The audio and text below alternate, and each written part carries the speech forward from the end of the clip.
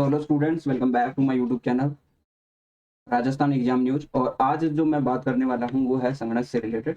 संगणक भर्ती को लेकर काफ़ी सारे स्टूडेंट्स के जो डाउट था मैं आज क्लियर करने वाला हूं। देखिए, पहले जो मैंने कंप्लीट प्रोसेस की वीडियो बनाई उसके ऊपर काफ़ी सारे कमेंट आए और उसी कमेंट्स के माध्यम से जो है मुझे जो चीज़ें लगी मैं आपके साथ डिस्कशन करूंगा।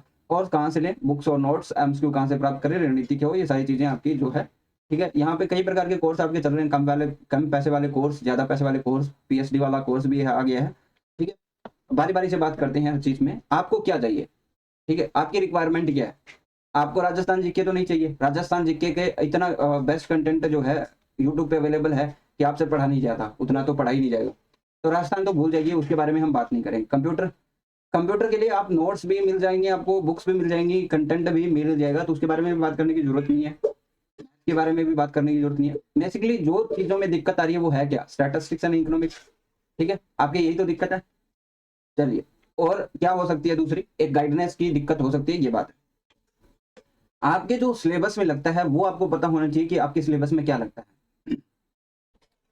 मैं टॉपिक और थ्योरी दोनों की चीज़ों की बात करते हुए चलूँगा। कलेक्शन ऑफ डेटा, क्लासिफिकेशन हो गया, टेबुलेशन हो गया, प्रेजेंट करना हो गया, सेंट्रल टेंडेंसी होगी, आपका dispersion, skewness, moments, correlation.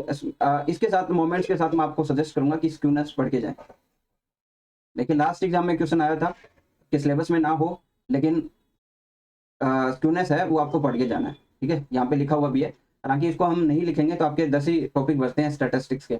Correlation and regression हो गया, design of sample survey, analysis of time series, index number. ये वाइटल स्टैटिस्टिक्स आप जीवन सूचकांक है, इसमें स्टैटिस्टिक्स में शामिल भी कर सकते हो और नहीं भी करो तो। फिर उसके बाद स्टैटिस्टिकल सिस्टम एंड ऑर्गेनाइजेशन जो आपके हैं वो दिया हुआ है। Statistical organisation in India and Rajasthan. अच्छा, ये तो हो गई स्टैटिस्टिक्स की बात। बेसिक से टॉपिक्स हैं, आपको बता दूं मैं, ग्रेजुएशन लेवल है और इतना कुछ भी नहीं है। अगर आप अच्छे टीचर से पढ़ते हो और प्रैक्टिकल एग्जाम पर लेके चलते हो तो आराम से कवर किया जा सकता है। ठीक है, अगर मैं आगे बात करूं स्टैट्स की, इकोनॉमिक्स की, इकोनॉमिक्स में आपके जो सब्जेक्ट लगते हैं जो प्योर इकोनॉमिक्स के हैं, कॉन्सेप्ट ऑफ डिमांड स्टडी और elasticity of demand, demand forecasting, price determination under different markets. यहां तक मैं कह सकता हूं कि ये प्योर इकोनॉमिक्स चल रही है। बट नेशनल इनकम ऐसा टॉपिक है जो कॉमन है। Economic growth, inflation, financial inclusion, ये कई टॉपिक्स जो है बेसिक्स में भी आते हैं और है इकोनॉमिक्स का पार्ट। लेकिन कुछ चीजें हैं जैसे एकदम इकोनॉमिक्स आपसे पूछ ली हो तो नेशनल इनकम एकदम इकोनॉमिक्स आपसे पूछे नहीं, बेसिक इनकम इकोनॉमिक्स है जो आप कम्पिटिटिव एग्जाम्स में पढ़ते रहते हो। ठीक है, ये इतने टॉपिक्स हैं आपके, लगभग 9 टॉपिक आपके हैं। इसके बाद जो है आपके आ जाता है राजस्थान इकोनॉमी। उसके अंदर आपको देखिए, एक तो एग्रीकल्चर तो पढ़ना ही है, industry and industrial development, live stock यानी पशुधन और infrastructure, public finance, state income, poverty and unemployment, human development और आर्थिक समीक्षा। और उसके बाद जो भी आपके मेजर डेवलपमेंट प्रोजेक्ट्स हैं उनके ऊपर आपको फोकस करना है। तो बेसिकली जो चीजें आपको सीधे सीधे काउंटर, जो सीधे सीधे आपको समझ में नहीं आएगी या फिर आपको जिसके लिए कोर्स की जरूरत पड़ती है वो यही टॉपिक है, लगभग जो है 13 और 9 ये यही टॉपिक है। पहली चीज तो ये कि ये कोई ऐसा कुछ नहीं है कि जो आपको एकदम से ऊपर से चला जाएगा। इसमें सही अंडरस्टैंडिंग आपकी रहेगी। जब तक आप कॉन्सेप्ट नहीं समझोगे, चाहे आप 6000 वाला कोर्स लेना, चाहे 5000 वाला, चाहे 10,000 वाला। ठीक है, दूसरी बात वहां पे आपको थ्योरी से ज्यादा डील करना पड़ेगा। ठीक है, तो थ्योरी के लिए आपको रिवीजन मस्ट है। लगभग आपको, मैंने पहले रिवीजन का वीडियो बना दिया तो मैं इसके बारे में ज्यादा नहीं बोलूंगा। लगभग आपको रिवीजन मल्टीपल चाहिए। अब देखिए, कोर्स की बात करूं मैं तो एक जो कोर्स है वो 500 रुपए में मिल रहा है। ठीक है, उसके लिए आपको फिर वो बुक सॉल्यूशन वाला वो सिस्टम चल पड़ा है कि पहले बुक्स लॉन्च करते हैं फिर उसका सॉल्यूशन कराते हैं। वो बुक्स आपके पास होनी चाहिए। तो 500 का कोर्स हो गया और 350 की बुक होगी, वो 850 को मिल रहा है। और उसमें फिर वो क्रांति हो रही है ना कि एजुकेशनल क्रांति भी आ रही है उसके साथ ही। तो मैं आपको यही कहूंगा कि बेसिक क्वेश्चंस है वो आपको कोई भी टीचर से लोगे ना तब भी आपको वही क्वेश्चंस मिलेंगे। ठीक है, उनमें कुछ भी स्पेसिफिक नहीं है। लगभग जो है काफी सारी वीडियोस आपको कॉमर्स एंड मैथ क्लासेस के चैनल पे मिल जाएगी। वहां पे आप एक एक क्वेश्चन को चेकआउट कर लेना कि आपको कितने वे क्वेश्चन जो है आपको उन बुक्स में मिलेंगे। फिर दूसरी बात करते हैं, कल परसों मैंने एक वीडियो देखा कि जो है कि कंटेंट क्या है कि हमारा जो इतना महंगा कोर्स है उसमें आएंगे भी कम लोग, वही स्टूडेंट आएंगे जो सीरियस होंगे। मेरे हिसाब से कोई भी स्टूडेंट 500 का कोर्स लेता है वो भी सीरियस ही होता है। ठीक है, वो ज्यादा पैसा बर्बाद नहीं करना चाहता, इतनी बात है। लेकिन काफी सारे स्टूडेंट की डिफरेंट कंडीशंस होती है। इसका मतलब ये नहीं है कि 6000 वालों का सिलेक्शन होगा और बाकी 500 वालों का सिलेक्शन नहीं होगा। सिलेक्शन आपके पढ़ने से होगा, मैं इतना बता सकता हूँ, कोर्स चाहे कोई भी हो। ठीक है, जितनी आप मेहनत करोगे ना उतना ही आपको मिलेगा। चाहे आप 6000 वाले में, अगर इतना गारंटेड बैच होता तो 6000 वाले में मैं पूरे 583 की 583 सीट, अगर कोई सिलेक्शन दिलवा सकता है तो नहीं दिलवा सकता, वो आपके ऊपर ही डिपेंड करेगा। ठीक है, दूसरी चीज वहां पे जो है मैंने एक चीज जो स्टूडेंट्स ने मुझे बताई कि वहां के जो नोट्स है वो प्रिंट नहीं हो रहे, प्रिंट भी नहीं हो रहे, एमसीक्यूज भी प्रिंट नहीं हो रहे, 100 रुपए के एमसीक्यूज है वो प्रिंट नहीं हो रहे। अगर आप बुक लेने जाते हो तो वो आपकी लगभग 250-300 की पड़ रही है, और उसका जो कोर्स है रिकॉर्डेड वगैरह उसका भी 1500 या फिर 6000 ऐसे कुछ चल रहा है। ठीक है, फिर वो पहले ये बोल देते हैं कि हाँ, जैसे मान लीजिए कि अभी एक कंडीशन मैं बताता हूँ जो स्टूडेंट के साथ हो रही है कि उसने जो है मान लीजिए 4000 का कोर्स लिया, अब थोड़े 2 दिन बाद में ही उसके 75% डिस्काउंट आता है। अब वो पहले तो बोल रहे थे कि हमारे पास इतना डिस्काउंट हम दे रहे नहीं है, इतना सस्ता नहीं होगा, एकदम से अचानक सस्ता कह रहे हैं, तो जो पहले खरीदा उसका तो गया भाई, उसको तो यही होगा ना कि हमें 4000 में मिला, बाद में 1500 में मिल रहा है, तो क्या मतलब है। और दूसरी चीज कि लाइव लाइव बैच की और रिकॉर्डेड बैच की और बता देता हूँ आप लोगों को। देखिए, लाइव रिकॉर्डेड कुछ नहीं होता, ठीक है, लाइव में ऐसा कुछ भी फीचर नहीं होता।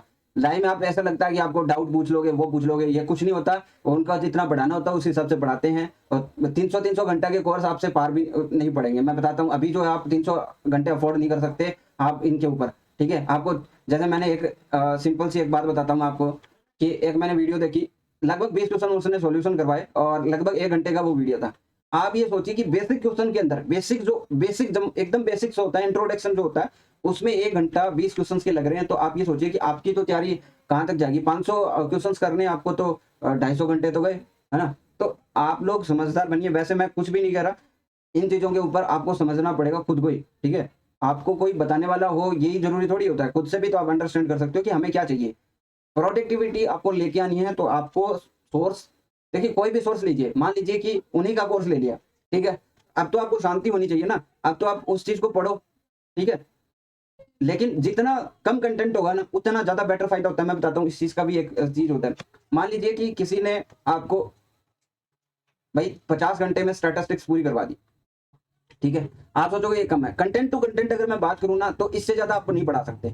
ठीक है, अगर आप उसमें वो बता रहे हो नहीं निम्नलिखित बातों को वो वैसे करके पढ़ाना है ना, तो फिर वो चाहे आप पूरी बुक्स पढ़ा दो, वो 300 का नहीं 500 घंटों का भी बन जाएगा। ठीक है, तो आपको अगर 50 घंटे में करा रहा है तो उसमें इंपॉर्टेंट चीजें ही आ सकती है, और उन इंपॉर्टेंट चीजों को आप रिपीट कर सकते हो। और दूसरी चीज मैं यही कहूंगा कि आप जिस भी कोर्स, अब नोट्स बनाने का टाइम नहीं है, आप लोग कोर्स लोगे उससे नोट्स बनाओगे, उससे कोई फायदा नहीं है। आप वही चीजों लो जहां से आपको समझ में आए कि जो आपने पढ़ा है उसके नोट्स में बस इनफ है। ठीक है, आपको जो आपने पेपर उठा के देखना कि क्या कॉमन क्वेश्चन पूछे गए हैं। ठीक है, अब वो पीएचडी करने वाला, वो पीएचडी का क्या करना है आप लोगों को, पीएचडी से कोई मतलब नहीं है। ठीक है, यहाँ पे आपके 20-25 क्वेश्चन आते हैं टोटल मिला के, जो है ना 30-35 क्वेश्चन बनते हैं स्टैट्स और इकोनॉमिक्स से, आपको वो करने हैं। वहां पे पीएचडी के ऊपर चले जाओगे कि पीएचडी करवा रखी है नहीं करवा रखी, यार क्या मतलब है पीएचडी का। इसकी जो एलिजिबिलिटी है वो वाली है, बीकॉम बीएससी है, ठीक है, बीए है। तो अगर मान लीजिए किसी स्टूडेंट ने पीएचडी वाले क्वेश्चन नहीं करे और सिलेक्शन हो गया, तो वो पीएचडी क्या करोगे।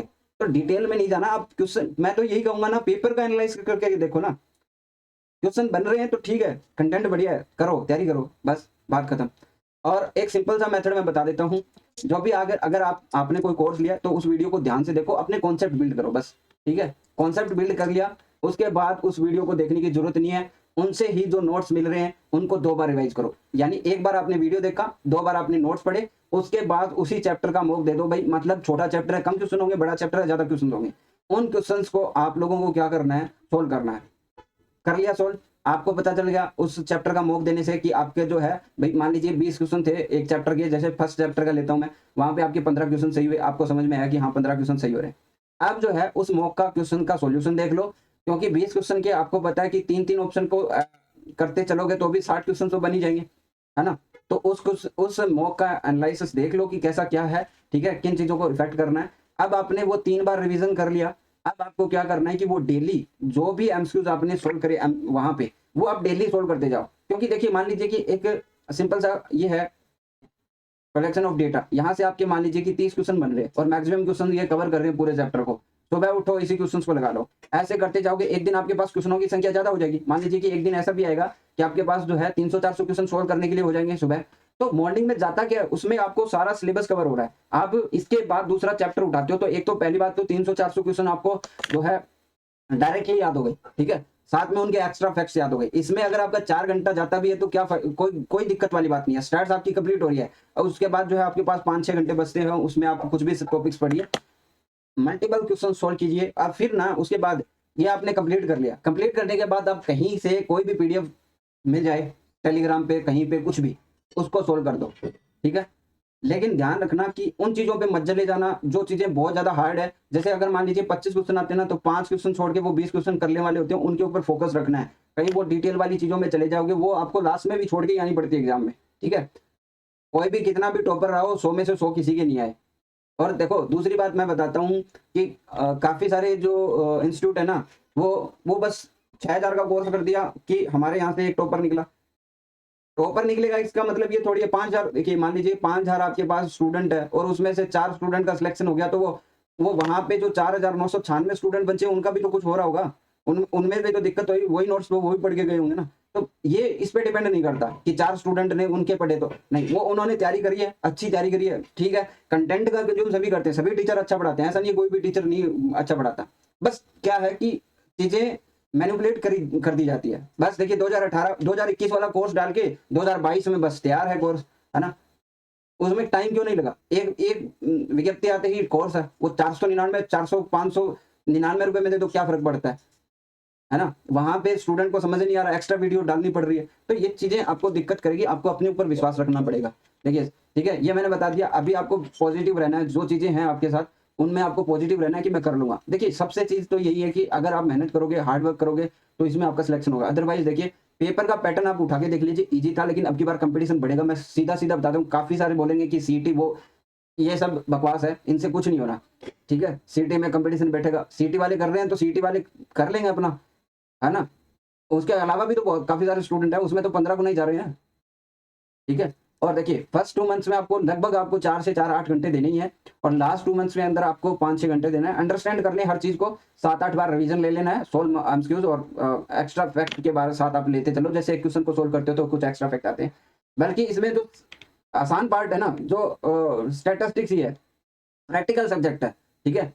जैसे न्यूमेरिकल सब्जेक्ट होता है, मैथ है, उसके अंदर जो है आपको चीजें आसान लगती है, वैसे ही अगर एक बार आप अंडरस्टैंड कर लेते हो तो ठीक है। तो उस चीजों को ध्यान रखो और अपने साथ जो है ना उन चीजों को भी जोड़ के चलो। लास्ट टाइम है ना स्टैट्स काफी सारे स्टूडेंट ने सही करी थी, क्योंकि बेसिकली स्टैट्स से पढ़ते हैं, कंप्यूटर में मात खा गए, कंप्यूटर के 20 क्वेश्चन आए थे, और 20 क्वेश्चन का आने का मतलब है बहुत बड़ा पोर्शन आ जाना, ठीक है। क्योंकि वहां से स्टूडेंट कर लेते हैं, स्टैटिस्टिक्स इतना मुश्किल नहीं है जितना आप सोचते हो। एक बार आपने ठान लिया तो कर लोगे। अगर अगर आपको ऐसा लगता है नहीं होगा तो वो नहीं होगा, डेफिनेटली नहीं होगा। सबकॉन्शियस माइंड में यही रहता है कि हमसे नहीं होगा, ठीक है। तो चीजों को अंडरस्टैंड कर लो और अपने हिसाब से जो स्ट्रेटेजी बन रही है, जैसे मैंने बताया ऐसा कर सकते हो आप, ये आपके ऊपर है। और बाकी फोकस करो अपनी पढ़ाई के ऊपर, ठीक है।